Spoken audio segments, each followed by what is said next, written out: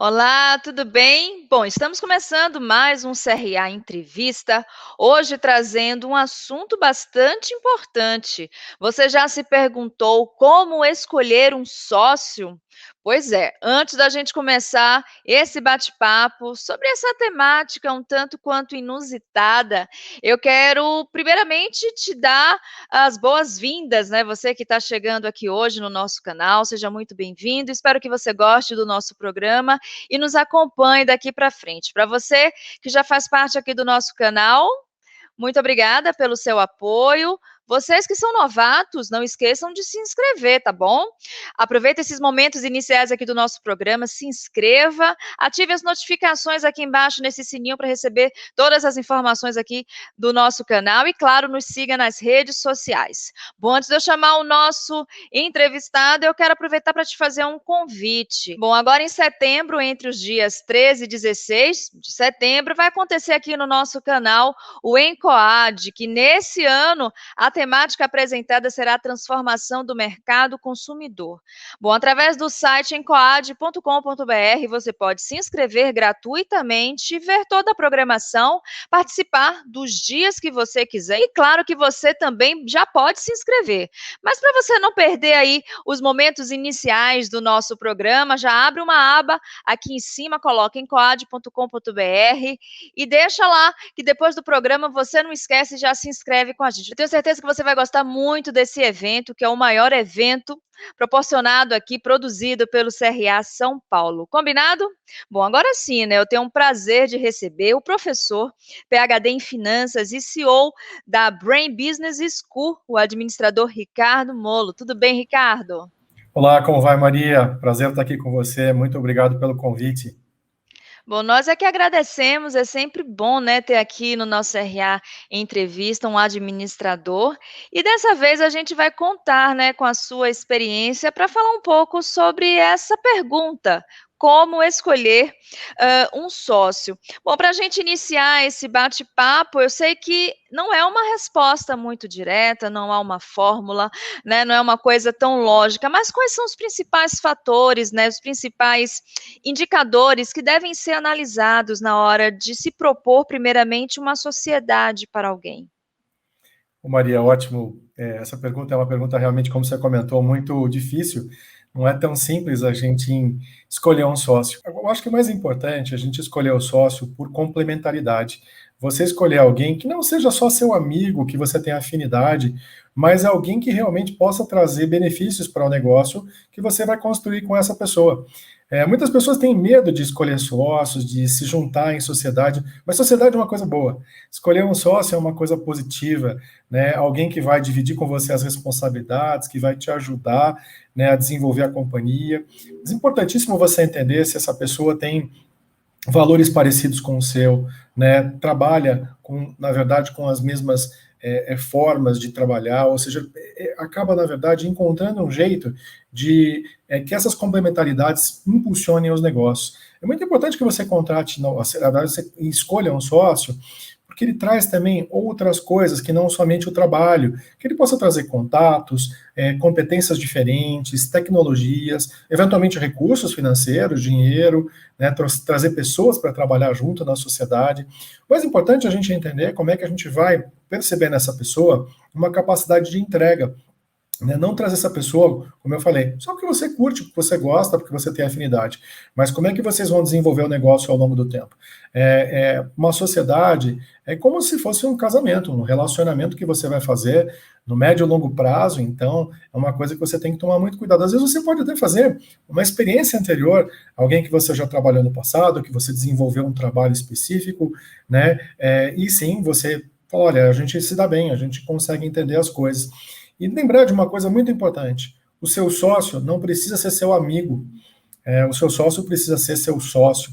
É uma sociedade empresarial, vocês têm que pensar juntos, né, no seu negócio. Né? Se vocês vão ficar amigos ou não, é uma coisa diferente. É importante você saber que você gosta de trabalhar com essa pessoa, porque você vai ficar com ela há muito tempo. Então, se você ficar com ela no dia a dia, não dá para ser alguém que você não vai gostar. Então, a afinidade é absolutamente importante, mas não é o fator mais relevante. É um casamento, não é verdade? Não, certamente, é como um casamento. Você tem discussões o tempo inteiro, só não tem beijo e abraço, né? Pode até ter, mas assim, né, por exemplo, a minha mulher é minha sócia, né, mas a gente divide muito bem as coisas, né, quando a gente está em casa, a gente conversa como família, quando a gente está no Uhum. trabalho, nós conversamos como profissionais, como sócios, né, mas é como você comentou, Maria, a sociedade é como se fosse um casamento. E lembre, isso é uma coisa muito importante. Sociedade, normalmente, ela é uma coisa de médio e longo prazo, então você tem que se imaginar com essa pessoa por bastante tempo, né, e imaginar que essa pessoa, né, ela vai contribuir com a empresa ao longo do tempo. E é uma coisa muito relevante é que você combine bem com essa pessoa o que pode e o que não pode, né? Como é que vocês vão atuar daqui para frente? E com esse entendimento, com esse acordo, né, as coisas tendem a ser melhores. É bom combinar as coisas bastante bem no começo. Bom, pegando esse gancho, né, sociedade, casamento, casamento lembra família. Bom, quando a sociedade ela faz parte, ela está inserida, né, uma sociedade de uma empresa familiar, melhor dizendo, aí eu acho que a confusão está formada, porque acho que é mais difícil a gente conseguir separar, né, a família, a parte familiar da parte empresarial. Como é que você vê esse momento, né? Quais são os principais desafios e que dica você daria, né, para as pessoas conseguirem sim separar o familiar, como é o seu caso, né? Você é sócio da sua esposa. Como é que Sim. vocês fazem? Dá um tipo de exemplo assim para gente. Bom, Maria, as pessoas assim que passaram por companhias profissionalizadas, eles têm uma tendência a achar que as companhias familiares são companhias bagunçadas, desorganizadas, que a companhia, que as pessoas não conseguem separar as coisas e porque a família sempre ela prevalece. Não é bem assim, não é bem desse jeito. As empresas familiares são famílias, são empresas muito bem sucedidas, são empresas que dão muito certo. Mas como você falou, a gente tem que tentar separar as coisas, o que é família do que é do negócio, o que não é trivial, ao contrário, é bastante difícil, especialmente as famílias, assim, eu venho de uma família de italianos, né, italianos nós somos muito emocionais, então a gente briga muito na família, discute muito na empresa também, é importante que a gente consiga, dentro das nossas características, seja elas culturais, ou seja, o nosso background anterior, né, de background, na verdade, eu digo assim, profissional, a gente tentar se adaptar, né, a esta relação, a relação familiar, né, ela é muito extensiva à empresa e você às vezes não consegue colocar, na verdade, uma divisão entre aquilo que acontece na família, nos seus trabalhos familiares, as suas tarefas familiares, das tarefas empresariais. É muito importante que a gente deixe muito claro, ó, isso aqui é uma tarefa empresarial, e a gente tem que deixar muito claro que cada uma das pessoas da família tem que contribuir. Muitas vezes, assim, essas empresas que os pais começaram e depois os filhos vieram trabalhar no negócio, às vezes o pai quer trabalhar com os filhos, mas trata os filhos como filhos, não como sócios, não como profissionais. É importante que os pais enxerguem isso, respeitem os seus filhos que trabalham com vocês como profissionais, não como filhos. Né? Ou seja, coloque o seu filho para trabalhar, por se ele tem competência para trabalhar lá. E os filhos, por sua vez, né, que eles consigam conquistar os pais, né, pela sua competência, pelo seu desenvolvimento. Sempre vai ter aquela história do filho, falar assim, ô pai, mas na sua época era assim, agora não é mais, as coisas se modernizaram, né, e vai ter sempre essa discussão de pai e filho, é uma coisa muito comum. Muitas vezes a companhia vai ficando grande, a gente tem que entender se aqueles filhos têm competência para estar lá. Muitas companhias grandes, às vezes, elas chegam num momento onde os filhos querem encontrar outros caminhos. Isso é uma coisa perfeitamente normal. O que não pode acontecer é os filhos trabalharem com os pais porque são obrigados a trabalhar com os pais, né? E eles ficam infelizes por isso. Tem que deixar os filhos felizes, à vontade, para saberem se eles querem trabalhar lá ou não trabalhar. Então, a minha sugestão é, olha, combine bem com os seus pais, que vocês são sócios, combinem bem que vocês são profissionais daquilo que vocês estão fazendo. Né? Conversas familiares a gente conversa em casa, conversas de negócio a gente conversa nos negócios. E tentar dividir, na verdade, quais são as tarefas, as expectativas, tanto para um lado quanto para o outro. Bom, na sua opinião, Ricardo, quais são as principais habilidades ou exercícios que podem tornar um empreendedor ou um empresário um bom sócio? Olha, eu acho que uma das coisas mais importantes é você entender a complementariedade que esse sócio pode gerar para o negócio.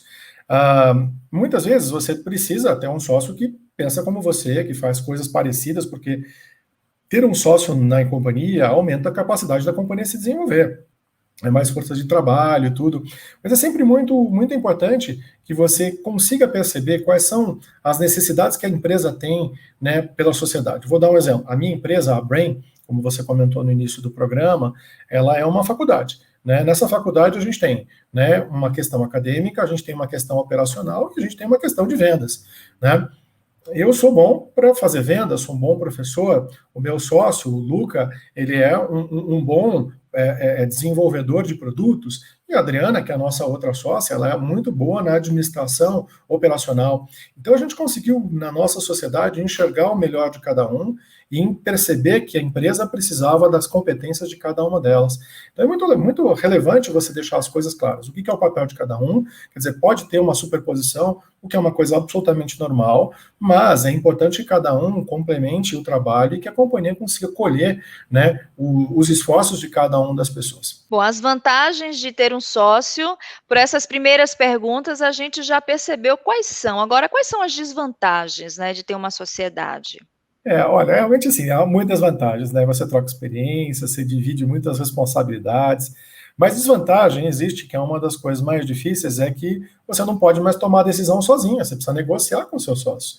Ó, sócio, eu tive uma ideia aqui, eu enxergo uma oportunidade, eu vou investir um dinheiro, a gente tem que investir um dinheiro em algo aqui. Então essas decisões não são feitas sozinhas, você precisa lá e negociar com essas pessoas. E muitas vezes isso gera divergência, você tem uma visão diferente do seu sócio, não precisa brigar, mas você tem que convencer a pessoa de que a sua visão é uma visão que, teoricamente, vai trazer um melhor benefício para a companhia.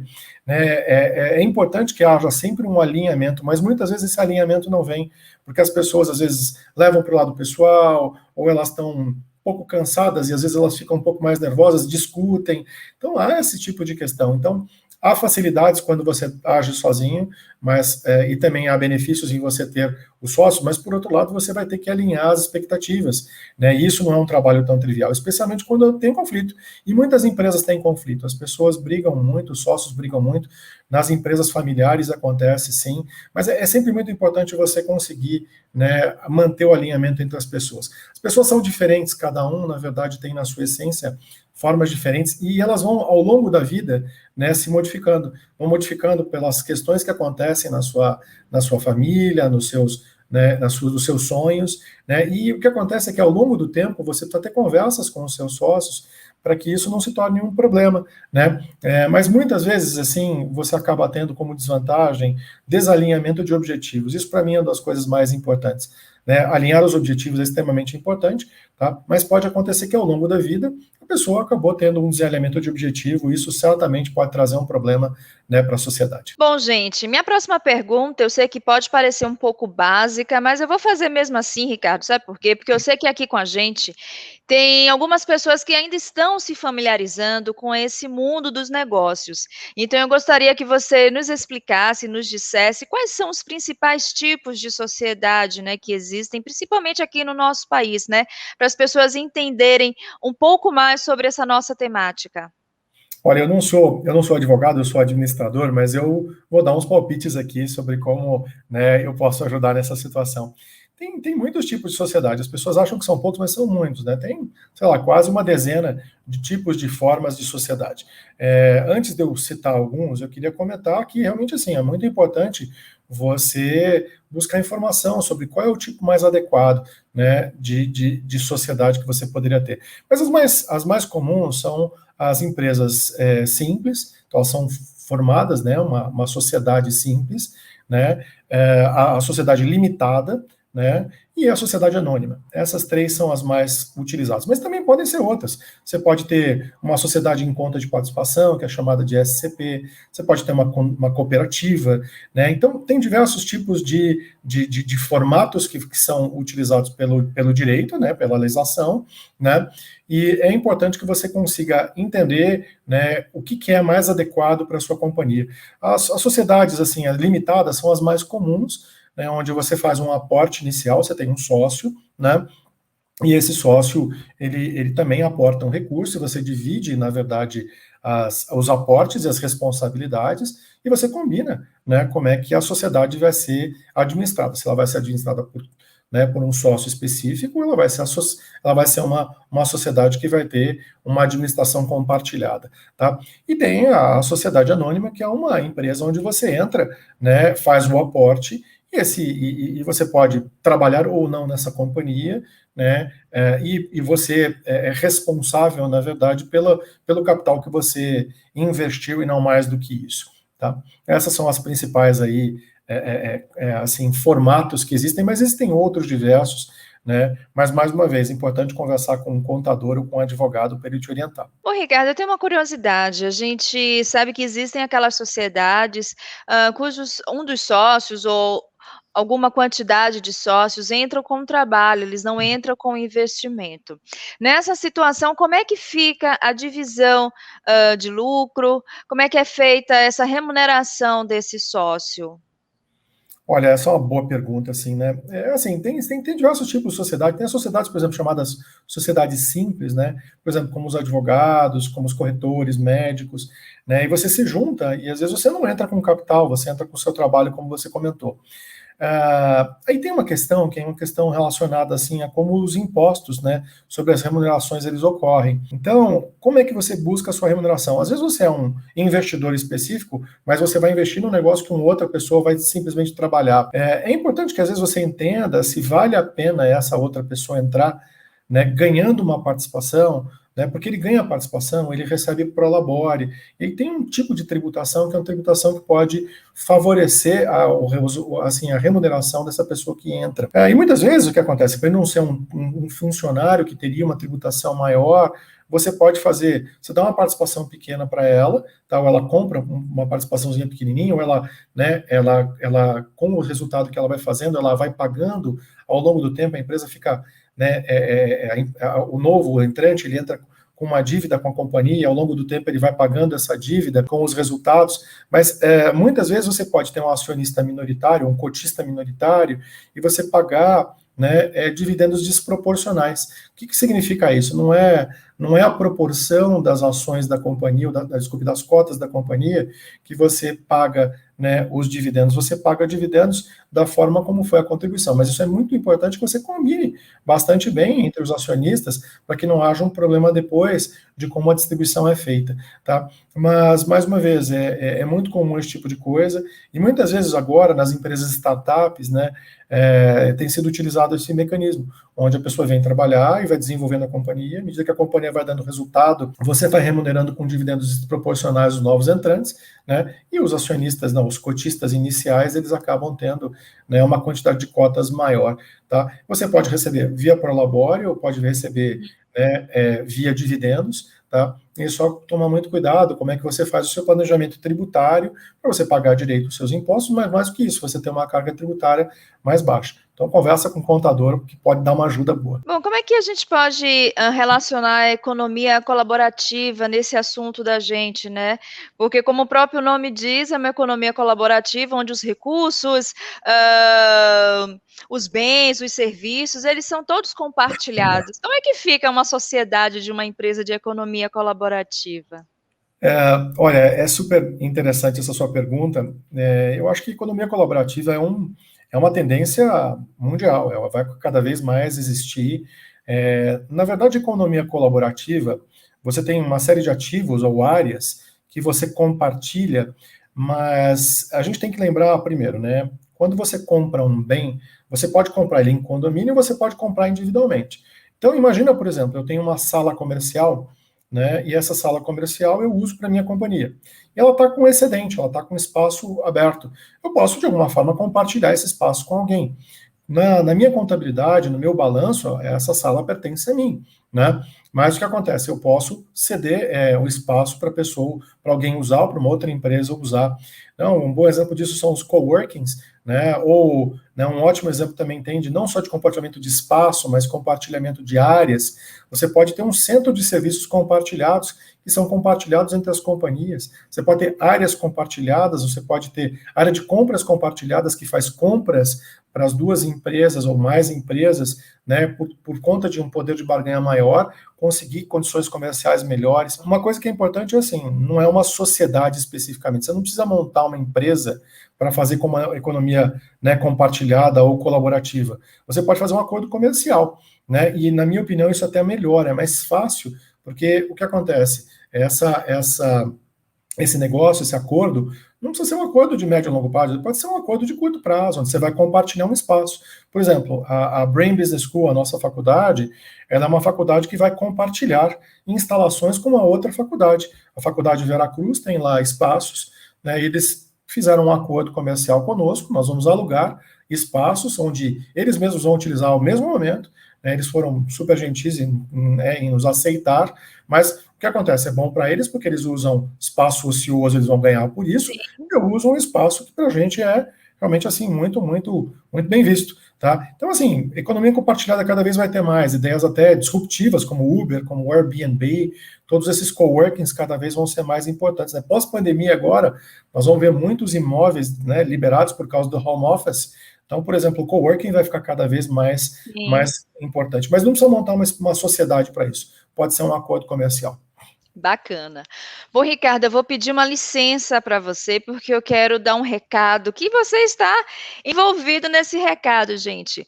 Nós estamos já com a edição mais recente da revista ADM Pro, que é a revista aqui do Conselho Regional de Administração de São Paulo, e o Ricardo, ele participou de uma matéria falando justamente, né, sobre essa nossa temática, como escolher um sócio. Então, se você, depois do nosso programa, quiser se aprofundar ainda mais nesse tema, eu vou colocar aqui embaixo, os meninos vão colocar aqui embaixo o endereço da nossa revista ADM Pro, ou então no descritivo desse vídeo, você tem acesso gratuito, e aí sim você vai poder complementar as informações que o Ricardo está dando aqui para a gente. A matéria foi da Karen Rodrigues. Um beijo, viu, Karen? Bom, Ricardo, mais uma vez obrigada, né? Você também participando aqui da nossa revista, trazendo esse assunto. Para você, qual a importância, né, da gente estar debatendo um pouco sobre essa temática da sociedade? Você está vendo que o Brasil está se tornando um país onde as empresas estão buscando mais a união de forças, né, entre os empresários, entre os empreendedores, principalmente depois dessa crise que a gente está Olha, vivendo? Maria, muito obrigado por você falar sobre esse assunto. Eu gostei muito da sua pergunta. Assim, eu sou um homem crente no empreendedorismo. Eu acredito muito que o que vai mudar o Brasil, né, são os empreendedores.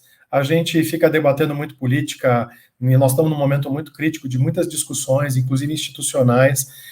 Eu acho que o empreendedorismo é que vai fazer com que a gente crie um ciclo assim virtuoso de desenvolvimento para o nosso país. O empreendedor, né, o administrador, empreendedor, né, ele realmente assim consegue assim contratar pessoas, ter novas ideias, olhar pelo desenvolvimento dos novos negócios. Isso certamente traz renda para a população, traz mais tributos para o nosso país, né, traz mais emprego e certamente isso faz com que a nossa economia gire. Eu enxergo o empreendedorismo como uma solução para o nosso país. A gente deveria empreender e empreender cada vez mais, e né, não só os políticos, mas as nossas assim, associações de classe. Nós todos precisamos muito interferir para que o empreendedorismo seja uma coisa mais fácil, mais possível para os brasileiros. Né? Infelizmente, não é bem assim que acontece. O Brasil tem bastante empreendedores, mas empreender aqui é muito difícil, custa muito caro, é muito burocrático. Pra você ter uma ideia, a gente abre mais ou menos 800 mil empresas por ano e a gente fecha no Brasil mais ou menos 800 mil empresas por ano.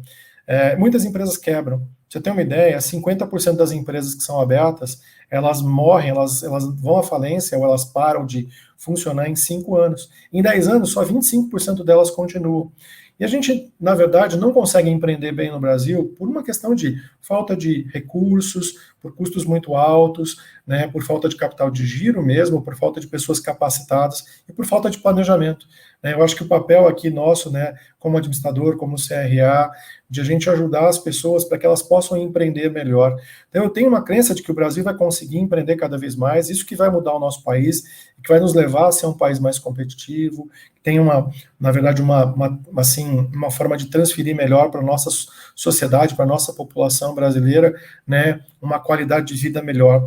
Mas eu tenho uma preocupação ainda, Maria, porque realmente a gente passa por um momento difícil, nós estamos numa fase econômica complicada, então eu digo para os empreendedores que são os meus alunos ou são meus clientes, vamos planejar bem, vamos estruturar bem. O Brasil é um país que traz muitas oportunidades, tem muitas dificuldades. Em países onde tem muita dificuldade, tem muita oportunidade.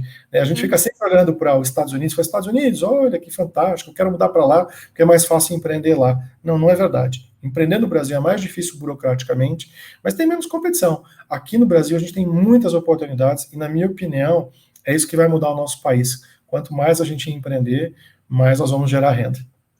Bom, e diante, né, dessa sua visão otimista, digamos que alguém esteja nos assistindo e tem muita vontade de empreender, tem muita vontade de se tornar um sócio, mas não sabe por onde começar. Então, quais são, né, os principais cuidados, os primeiros passos para aquele gestor, para aquela gestora, para aquele administrador, para aquela administradora que quer se tornar um sócio, mas não quer esperar a sociedade, o convite chegar para se tornar um sócio, né, quer partir para cima do negócio. O que é que você diria para essas pessoas? Olha, Maria, tomar a decisão de você empreender, de você ser sócio de alguma coisa, é uma decisão, não é uma decisão que deveria ser de curto prazo. Você até pode fazer devagarzinho, não tem nenhum problema, mas é uma mudança de vida. Você muda a sua cabeça, muda o seu mindset. Hoje essa palavra está, né, em moda, né? Mas você tem que mudar a sua forma de pensar, porque você vai correr muito mais riscos, né? Imagina alguém que, por exemplo, é empregado, é um profissional que trabalha numa companhia, né, e que realmente fala assim, puxa, eu acho que está no meu momento. Você tem que pensar muito se isso cabe dentro do seu plano de vida, do plano de vida da sua família, se você tem condição de fazer isso, se você tem capital para fazer isso, né? E aí o que acontece? Pense, na verdade, com uma visão de médio e longo prazo, né? E tome cuidado com como você vai se envolver com o empreendedorismo e com quais pessoas você vai se envolver. Às vezes você não tem como é que eu vou dizer, como você mesmo comentou, né, Maria, você não tem esse pedido, esse convite. Tem que partir de você mesmo. E às vezes o empreendedorismo está em você ter uma ideia, você estruturar a ideia, planejar, e às vezes você inverter o processo. Convidar alguém para empreender com você, né, e falar assim, olha, eu acho que você é complementar ao meu negócio. A nossa faculdade, por exemplo, né, eu era já parceiro do Luca, né, numa grande escola, que é o INSPER, né, nós éramos diretores lá, e o que acontece? A gente começou a ter ideias ao longo do tempo, e houve um momento assim, Luca, pô, vamos nos juntar, você tem um monte de competências, eu tenho algumas competências, essa ideia é uma ideia que faz sentido para a gente, vamos fazer o negócio acontecer, e a gente começou a estudar, nós estudamos por 6 meses, quase um ano, qual era o plano que a gente ia fazer. Durante esse tempo, obviamente, a gente precisou pesquisar um monte, nos preparamos, conversamos com muitas pessoas, né? E isso foi muito, muito gostoso. Nos divertimos fazendo isso, imaginando o nosso sonho de empreender. Então, foi uma coisa gostosa, positiva, né? Otimista, até como você falou, mas tem que ter muito assim, como é que eu vou dizer, pé no chão mesmo, né? E realmente entender como é que são os riscos envolvidos, quanto de capital que você vai colocar e o que pode dar errado, porque tem uma probabilidade de dar errado, né? Mas assim, realmente, às vezes esperar não é o caminho. Mas muitas vezes, assim, você tem outras formas de você entrar numa companhia também. Você pode entrar numa companhia aportando ideias, aportando recursos, né? Então, acho que assim, tem diversos tipos de formas de você se envolver com o empreendedorismo. Hoje tem uma questão muito interessante que é utilizada de captação de recursos chamada crowdfunding. Tem algumas empresas que vão e optam por fazer captação de recursos de diversas pessoas. O crowdfunding é um monte de gente que vai e coloca dinheiros menores. Então você vai se envolvendo com o empreendedorismo, aprendendo como uma empresa vai se desenvolvendo. Então, assim, é uma forma boa de você colocar um dinheiro pequeno, às vezes você não está envolvido na gestão, você pode até ajudar, mas você aprende como a empresa se desenvolve. E isso é uma experiência muito, muito rica, tá? Mas uma coisa importante é você, às vezes, buscar cursos, buscar, né, formas de você se capacitar, né, buscar realmente assim consultores, mentores ou coaches que podem te dar uma ideia de como é que você consegue se inserir no mundo de empreendedorismo. Boa dica, Ricardo. A gente no início do programa falou, né, sobre um grande benefício da sociedade, que é a troca de ideia, né, que é o enriquecimento do capital intelectual da empresa, mas a gente sabe que existem os pontos de vistas diferentes e a incompatibilidade de gênio, né? Então, a minha próxima pergunta é: qual é a linha tênue que, né, separa aí esses dois exemplos, né, incompatibilidade e pontos de vistas diferentes, porque a gente sabe que não adianta também ficar insistindo, né, naquele debate que não vai para lugar nenhum, nem todo debate é um conflito positivo, né, eu achei essa palavrinha, achei ela até bonitinha, queria até que você explicasse o que é esse conflito positivo numa sociedade e em que momento a sociedade tem que ser desfeita. Olha, eu acho que assim, a gente tem que ter, acima de tudo, muito respeito com os nossos sócios, né? Deixar muito claro, porque assim, eu acho que as pessoas, elas têm, assim, questões éticas, morais, valores, diferentes às vezes. É importante você se alinhar com pessoas, né, com sócios que têm essas visões éticas e morais muito iguais, né, muito parecidas, né, ou seja, que elas congruam, né. É importante que assim, os propósitos dos sócios sejam muito claros, né, porque há coisas na sociedade que são inegociáveis. Vou dar um exemplo muito claro, e que você fala muito, das questões de corrupção, né. Corrupção é uma coisa muito, muito crítica no Brasil, né? Tem pessoas que, assim, aceitam interagir com a corrupção e tem pessoas que não aceitam. Se você tem um sócio que aceita a corrupção e você não aceita, você não tem que ficar com ele. Ou você tem que combinar e falar, olha, chega, nós não vamos mais atuar dessa forma, porque eu não admito esse tipo de coisa. Então, questões éticas, morais, propósito, objetivos, são questões que não são negociáveis. A gente tem que combinar desde o início, assim, olha, eu funciono desse jeito. Porque se você passar dessa linha, eu não vou mais com você. Eu não aceito esse tipo de coisa. Né? Mas assim, é muito comum você ter debate, você ter discussão, né? Você ter, né, até alguns momentos, algumas brigas, é normal, toda a sociedade é assim, como você comentou mesmo, Maria, é o casamento, né? Você tem essas discussões, mas as discussões são importantes. As pessoas acham que o conflito e as discussões são coisas negativas. Não, elas são positivas. Porque se você pensa sempre da mesma forma, né, você pode estar errando sempre da mesma forma e errando junto com o seu sócio que erra do mesmo jeito. Né? O que é importante é a gente ter discussões e visões diferentes, às vezes, e visões complementares, que podem fazer com que a gente tenha uma evolução. Então é ok ter discussão, ter debate. O que não pode acontecer é você brigar. Né, a briga, o desrespeito, né, a ofensa, isso não pode acontecer. É importante que a gente tenha paciência também com os nossos sócios, né, ainda mais numa fase de isolamento social, como a gente está, com nervosismo por causa de Covid, de pandemia, às vezes você não tem paciência, que você está trabalhando demais e tal, mas é importante ter paciência, saber ouvir o seu sócio. Nem sempre a gente ganha todas as decisões, e não, a questão não é assim, não é uma competição. A gente está lá tentando argumentar com a sua ideia, né? E você quer o melhor para a sua companhia, o seu sócio também. Né? Isso não é, na verdade, assim, não é uma briga, não é uma. A gente tem que negociar para aquilo que a gente acha que é melhor. Sociedade é que nem um casamento. Né? A minha mulher, ela fala assim muito, né? Fala assim, a gente não pode dormir brigado. Então, vamos lá, se a gente vai discutir, vamos conversar e vamos chegar num consenso. Né? Esse consenso é extremamente importante para o casamento, como é para a sociedade. Pode ser que você não, né, não tenha o consenso na hora com na sua companhia, com o seu sócio, mas é extremamente relevante que esse consenso haja e que os objetivos, eles, na verdade, convirjam. Né? Porque se você tem objetivos, né, assim, que andam paralelos ou andam, na verdade, de uma forma diferente, você precisa convergir de novo. Os objetivos têm que ser juntos, né, têm que ser convergentes, e assim, os sócios da companhia têm que, na verdade, atuar para ir para aqueles objetivos que você combinou. Ricardo, aproveitando, né, a sua sociedade com o Luca, que você já nos contou que começou desde a faculdade essa parceria, né, passando pelo INSPER e agora na Brain Business School. Fala pra gente um pouco como é que é o dia a dia de vocês, até pra gente entender um pouco sobre a rotina de 2 amigos, de 2 sócios.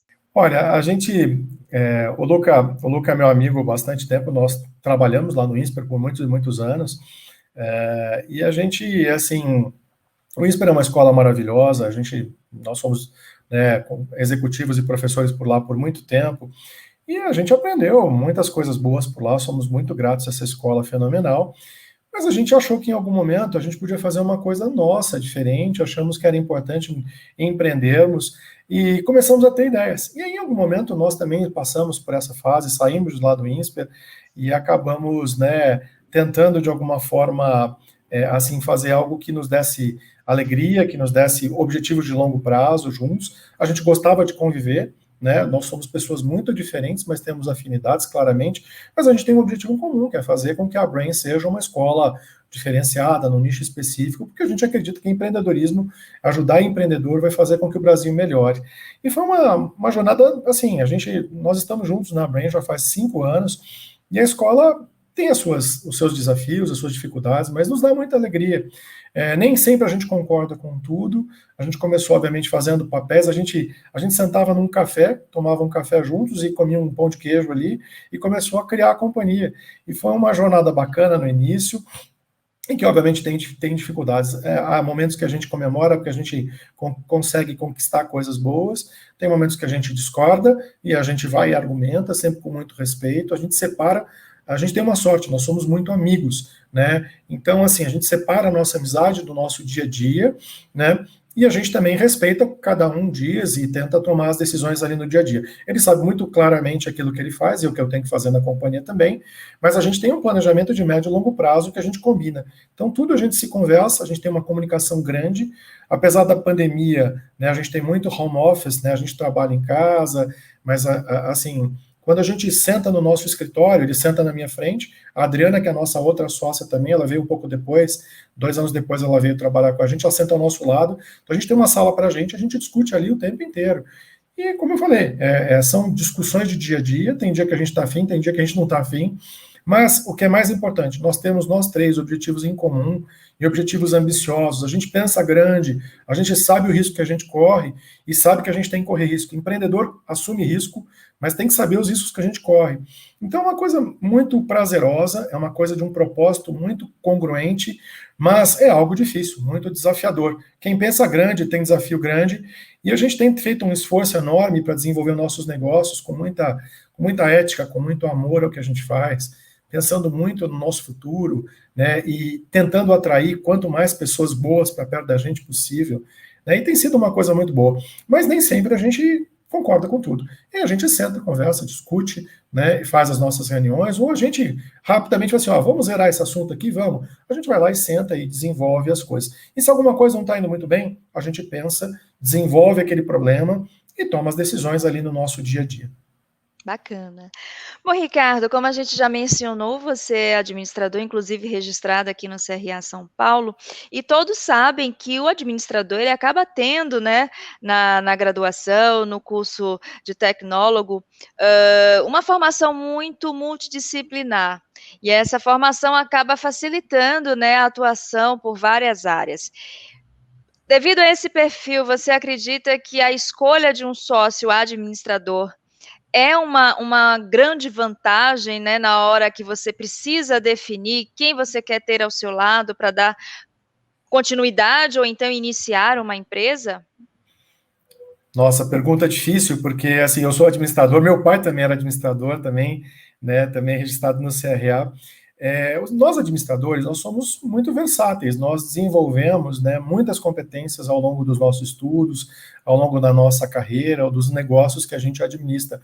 Nós temos muito mais facilidades pela multidisciplinaridade, pela quantidade de competências que a gente tem. Mas a gente tem que tomar muito cuidado, Maria, no sentido de a gente não achar que a gente faz muitas coisas e nós temos muitas competências e a gente ficar raso ou a gente ficar muito superficial nas coisas que a gente faz. Nem sempre o sócio que a gente precisa é um sócio multidisciplinar. Às vezes você precisa de um sócio que é um sócio especialista, é um sócio que seja um sócio que tem uma capacidade específica que você não tem. Então, obviamente que um profissional como nós, né, um administrador, a gente tem mais facilidade, a gente tem uma visão de futuro boa, a gente tem uma visão muito clara de como a empresa, né, sistemicamente ela funciona, mas muitas vezes a gente não tem a profundidade e a competência para que a gente faça uma coisa específica. Vou dar um exemplo. Quando você tem uma empresa de tecnologia, né, e grande parte do negócio que essa empresa vai fazer está muito relacionada a inovações tecnológicas, talvez não seja um administrador que você tem que ter como sócio, talvez tenha que ser um engenheiro, uma pessoa na verdade, de processamento de dados, um engenheiro de computação. Então, é importante você entender por que você vai se associar com alguém, como é que essa pessoa vai contribuir para o desenvolvimento da companhia. Claramente, né, para as questões administrativas, de vendas, de negócios, né, assim, de marketing, nós administradores temos uma capacidade já desenvolvida, mas realmente, assim, muitas vezes você tem que entender como é que esse seu sócio pode contribuir. Mas eu tenho muito orgulho de ser administrador, né, a nossa faculdade, a Brain, é uma faculdade de administração, né, então eu tenho muito, assim, prazer, né, em poder dizer que aqui para o CRA, inclusive para os nossos, né, assim, colegas de profissão, de que ser administrador é uma coisa muito boa, é uma coisa assim que nós temos uma profissão muito abrangente, uma profissão de muitas oportunidades, mas a gente tem que continuar se preparando. Nós precisamos, a nossa profissão ela é uma profissão muito dinâmica, então a gente precisa continuar estudando, lendo, a gente precisa cada vez mais se inserir e não ser raso. não porque a gente tem muitas competências ou porque a gente entende bem as companhias, mas às vezes a gente tem que ser profundo nas nossas percepções, nas nossas análises, né, e continuar abrindo na verdade, nossos horizontes como, né, seja como administrador profissional, trabalhando em companhias ou mesmo na sua companhia. Ricardo, a gente sabe que muitas empresas, na hora de fazer a retenção de talentos, acabam convidando alguns colaboradores para fazer parte, né, da sociedade. Você acha que isso é uma prática recomendada? Quais são os cuidados que se deve ter, nesse momento? Que perfil, na verdade, né, o colaborador tem que ter para ele acabar também tendo essa oportunidade? Como é que você vê essa questão? Olha, eu sou muito favorável a você reter as pessoas que trabalham com você de uma forma justa, que você dê uma visão de médio e longo prazo para ela, e que as pessoas que estejam trabalhando com você, além de ficarem felizes com o trabalho, que elas tenham uma visão de médio e longo prazo. Quando você convida alguém para ser seu sócio, que trabalha para você está convidando ela para assumir riscos junto com você, para empreender e para crescer. Essa pessoa tem que enxergar que aquilo ali é um benefício, mas que traz muitas responsabilidades. Responsabilidades que às vezes um profissional contratado não tem. Né? Um empreendedor, ele tem obrigações, na verdade, com o governo, tem, né, tributárias, tem obrigação com seus funcionários, seus colaboradores, tem obrigações, às vezes, de dívida com os bancos, né? Ou seja, vira um mês, a gente precisa pagar as nossas contas da empresa. Então, quando você convida alguém, você fala assim, olha, você quer empreender comigo? Isso pode trazer um benefício enorme para você, você faz parte do negócio, mas também traz responsabilidades. Ele tem que virar a chave de funcionário, né, de colaborador, para empreendedor, para empresário. Né? Isso não é uma coisa trivial, não são todas as pessoas que querem isso, às vezes, que estão, na verdade, assim, dispostas a fazer isso. Mas eu sou absolutamente favorável a gente ter sócios, né, na nossa companhia. As grandes companhias fazem isso com frequência. Então, assim, os grandes bancos, né, as companhias maiores, elas dão stock options para as empresas, desculpe, para os seus colaboradores que viram sócios. Isso tem um aspecto muito, muito positivo, mas realmente assim, é um casamento de médio e longo prazo. Não que o emprego não seja, mas são visões diferentes. Eu acho que tem que tomar um cuidado muito grande de alinhar as expectativas. O que é esperado dessa pessoa? Porque a atuação dela não será a mesma. Os riscos que ela corre também não são os mesmos. E você tem que escolher a pessoa, né, não porque ela é boa naquilo que ela faz, mas lembrar que ela será seu sócio por um bom tempo. Uhum. Tem que dar ela também oportunidades dela poder sair, um direito de retirada, né, e deixar muito claro como é que é o benefício dela fazer isso. Porque se ela imaginar que você está só fazendo isso para segurá-la, né, ela não vai ver benefício de longo prazo, ela vai achar que você não está sendo injusto. Ela vai falar, isso está me enrolando, pode ter até um efeito inverso do que, né, simplesmente uma coisa positiva como a gente gostaria. As empresas menores, né, as empresas startups estão fazendo isso com muita frequência, né, é muito, muito legal. Só que lembra, uma empresa startup é uma empresa que tem mais risco. Então, se você fizer um contrato que seja um contrato muito duro, um contrato injusto, essa pessoa pode, na verdade, se reverter contra você. Então, procura um bom advogado, faz as coisas com cuidado, né, combina bem com as pessoas como é que elas vão atuar, como é que são os contratos, porque fazer um contrato, sempre ter um advogado junto com você, é muito importante para que você, na verdade, preveja o que pode acontecer, para que você não tenha problemas futuros. Né? Combina bem, e aí escreve um bom contrato, assina e esquece o contrato, porque aí a gente vai focar no nosso negócio, no desenvolvimento, para o negócio dar certo. Bom, partindo agora para o final do nosso programa, antes de eu passar para as duas últimas perguntas, eu quero saber o seguinte: a gente já, né, conversou bastante sobre o respeito que tem que ter entre os sócios, né, sobre a responsabilidade, mas a gente sabe que, principalmente aqui no Brasil, nas pequenas empresas, o sócio, ele não fica só na parte da coordenação, ele põe a mão na massa, e isso implica em certas cobranças. O que eu quero saber? Como é que um sócio deve cobrar um outro sócio? Como é que fica essa situação? Né? Por exemplo, eu sou uma sócia que vejo que o meu colega, o meu sócio, ele não está tão inserido na parte operacional. Mas e aí, o que é que eu posso fazer para também não gerar nenhum atrito? Olha, essa é uma pergunta super difícil, né? Mas tem a ver com respeito mesmo e com a gente combinar bem com o nosso sócio, né? Eu acho que sociedade ela é uma coisa de colaboração. A gente tem que entender, especialmente no começo da companhia, que todos estão lá não para fazer uma tarefa específica só, né? Os sócios estão lá para fazer a companhia impulsionar. Às vezes acontecem coisas que você precisa deixar aquilo que você está fazendo e, às vezes, colocar a mão na massa ali e fazer coisas operacionais. Teve uma ocasião muito interessante, um dia que a gente estava no escritório, eu e o Luca, no começo da nossa faculdade, da Brain, e teve um problema no banheiro. Ele falou assim, pô, vamos limpar o banheiro, vamos arrumar aquilo ali. Ele deixou de dar aula, né, e falou assim, ó, vamos acabar a aula e vamos lá resolver, né, o que tinha para fazer. Assim, até situações inusitadas, como uma coisa muito simples, como arrumar um problema de um banheiro, a gente tem, ó, vamos lá, a gente arruma e vamos em frente. Ou seja, as pessoas têm que estar dispostas a fazer o que tem que ser feito pela companhia e de uma forma cooperativa resolver. Muitas vezes aquele sócio quer ficar ali na cooperação, desculpe, na administração só, né, mas às vezes tem as questões operacionais para fazer. Né, as companhias pequenas, às vezes a gente faz tudo. Eu sou o presidente da faculdade, mas eu dou aula, eu falo com as pessoas, eu falo com o fornecedor, eu falo com o cliente. As empresas pequenas, elas são assim. É muito importante que os colaboradores, desculpe, os sócios, eles combinem muito bem qual que é a atuação de cada um, e essa combinação tem que ser muito claro, olha, você vai fazer isso, eu vou fazer isso aqui, tá? E a gente vai se autocobrando nas reuniões semanais, né, nos sprints, né, que vai sendo feito a cada semana, e o que acontece é que você tem que ter responsabilidade como sócio também, né? Você não vai perder o seu emprego porque você é sócio, né? Mas você tem que saber que se você não fizer aquilo que é esperado pelo seu sócio também, a companhia pode se comprometer. Então, eu acho que é muito mais até crítico, né? O sócio tem que entender que ele precisa fazer suas contribuições. Então, a cobrança não tem que ser uma coisa normal, né? A gente não pode ficar desconfortável de um sócio cobrar o outro. Como é que é feita a cobrança, né? Então, muito respeito, com muita justiça, combina bem desde o início o que você vai fazer. Cada um tem que ter uma noção muito clara de o que ele pode contribuir na sociedade. E se tiver que fazer coisas operacionais, vai fazer. E a gente combina lá e faz, a gente conversa, né, divide as atividades ali e se junta para o bem da companhia, porque isso que é o mais importante. A sociedade não é, na verdade, só um monte de regras de governança. Sociedade é, como você falou, um casamento. Extremamente importante que a gente tenha bom senso, que a gente tenha solidariedade com o nosso sócio, entendendo que cada um está no seu momento, às vezes mais nervoso, mais triste, mais ocupado, ou mais, na verdade, disponível. E aí encontrar formas de poder contribuir.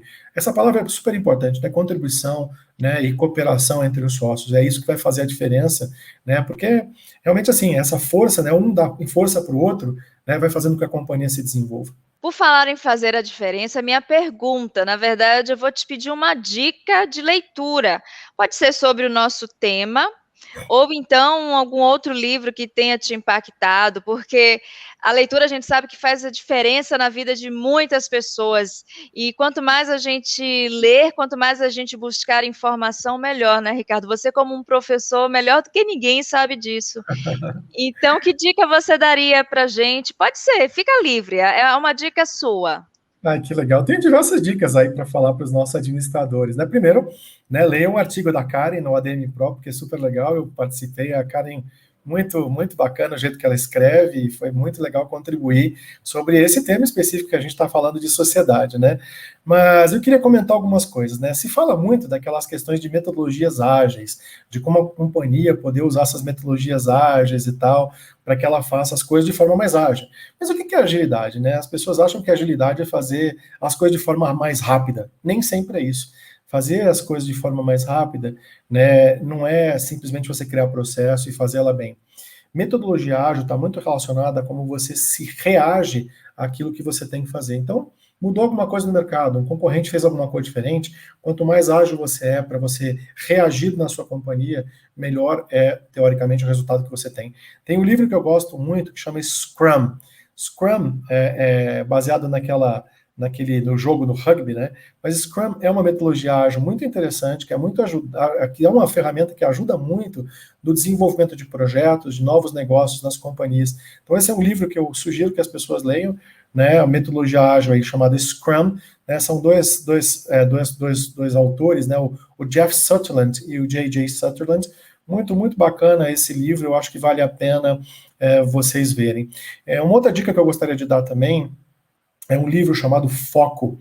Foco é um livro do professor da Harvard Business School, foi meu professor, inclusive, o Dr. Daniel Goleman. Ele é um psicanalista muito importante, e ele escreveu sobre foco nos negócios, né? Como os empreendedores fazem para manter o foco na execução, como eles se mantêm sãos, na verdade, para que eles consigam executar melhor o seu dia a dia. Esse é um livro bastante interessante, eu acho que vale a pena, né, as pessoas darem uma olhadinha também.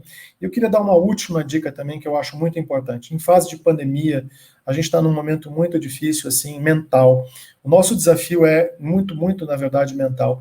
A gente está triste porque as pessoas estão adoecendo, falecendo às vezes, a gente fica muito dentro de casa e se encontra muito menos, a gente tem que usar máscara toda hora, o que é uma coisa importante para todo mundo, para se prevenir, mas isso tudo vai fazendo com que a nossa cabeça vai assim, né, ficando um pouquinho mais cansada, às vezes a gente fica triste, a gente, né, fica um pouco, algumas pessoas mais ainda em depressão.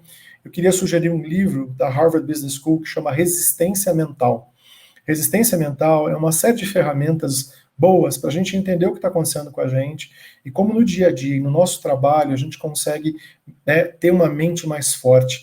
À medida que o tempo vai passando, eu estou depois dos 50 anos de idade já, o corpo da gente vai ficando mais fraquinho, a gente vai demorando para, né, realmente assim, para se refazer das grandes jornadas, mas a cabeça está firme. Né, ou seja, como é que a gente consegue se desenvolver mentalmente, né, como é que a gente aumenta a nossa resiliência, e a resiliência é um trabalho mental, e você perceber isso realmente assim faz com que você consiga, né, ter mais eficiência e mais eficácia no seu dia a dia. Então a dica é essa, Resistência Mental, da Harvard Business School, um livro, não é um livro caro, mas é um livro realmente assim, tem muita gente importante que desenvolveu isso, e na minha opinião, a resiliência vai fazer toda a diferença nesses próximos um ano e meio do Brasil. A gente vai ter muito conflito ainda no nosso país, nesses últimos tempos, mas você é administrador, você é empreendedor, né, mantenha a cabeça firme, né, com muita vontade, com muita força, porque não só uma coisa positiva, não só uma coisa de, assim, como é que eu vou dizer, de oportunidades, mas assim, uma coisa muito de firmeza mental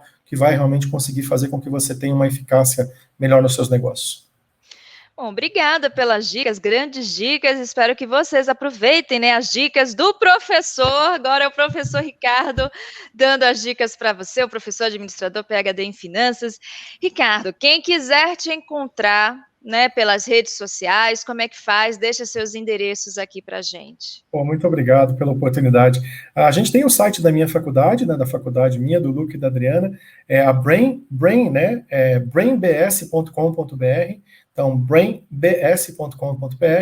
As minhas redes sociais é Ricardo Molo, você me encontra por lá, eu estou no LinkedIn, estou no Facebook, estou no Instagram, né, e a Brain também tem as suas redes sociais aí, mas quem quiser mandar um e-mail para mim, puxa, só diz para mim quem que você é. Meu e-mail é ricardo.molo, molo com 2 L's, @brainbs.com.br.